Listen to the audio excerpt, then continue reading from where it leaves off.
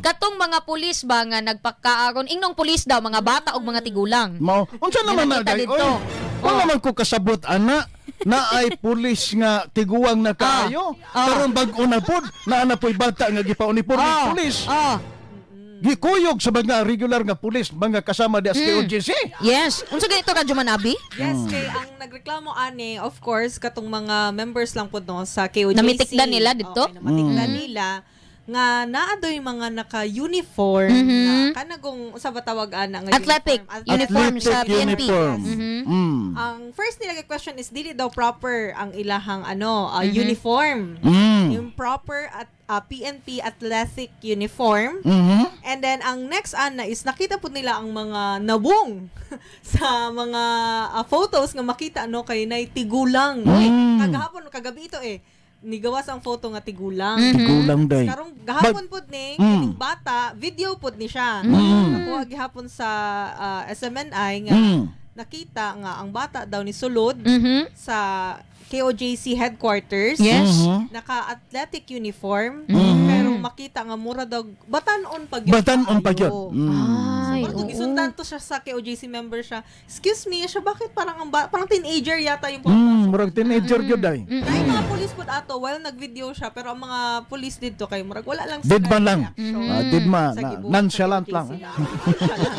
mo Basta, ganito basta. nga ni react ang mga netizen sama ni Tilok nagnakaman na may issue ning PNP sa activity attire nila labi na sa sapatos nga rubber kini karon lain-lain man gisuot. Murag wa gyud ni siguro sila magka-synchronize ba. Gaturong pagyud ang ana moingon ni kuan dagi ni Giki Orong nyan ingon sila Radyoman Abi Radyoman Dong na kini daw mga tawhana kay numdom mo atong naigipasulod nga mga wala gipa ilang kinsa tong mga gipasulod nga gipapurong.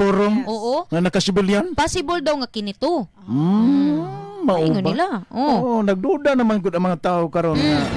Usa ba ni napabay control ang ato ang mga otoridad ani ron kay wa murag naman magkadima.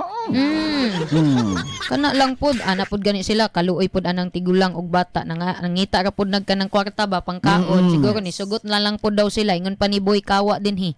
Busero na sa Bulawan. Basin day. Kay basin ba kay basin og ang bangag dito day Abi og day Red.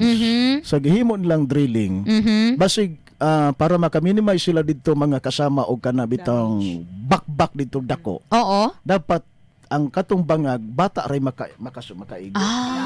So bata mo'y pakamangon dito kay lalo. Mo itanaw karon sa ano? Oo. Yawan. Kasi tanaw ka ninyo diha mga kasama nga nag-book karon sa live streaming. Pwede pug kaya to kay di ba gagmay man tong mga vibe dito to mga basin kining bata ang ilang gipaso diha. Kung mag-resume ng klase sa GMC, pwedeng pasagulo ni dito nga mura kuno estudyante. Ay.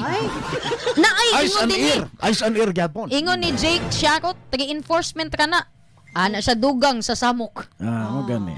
Ang uban pod ni ingon nga basin daw og ibutang na diha para daw sa traffic human trafficking kanang ibutang-butang ba? Butang-butang planted na pod. Ingon planted na pod. Ingon ni Maymay Ava, ana siya basin ingon ana ang ilang kuan kay wa man siguro kay bata nga pulis ka bata nga nakahingon ato athletic attire.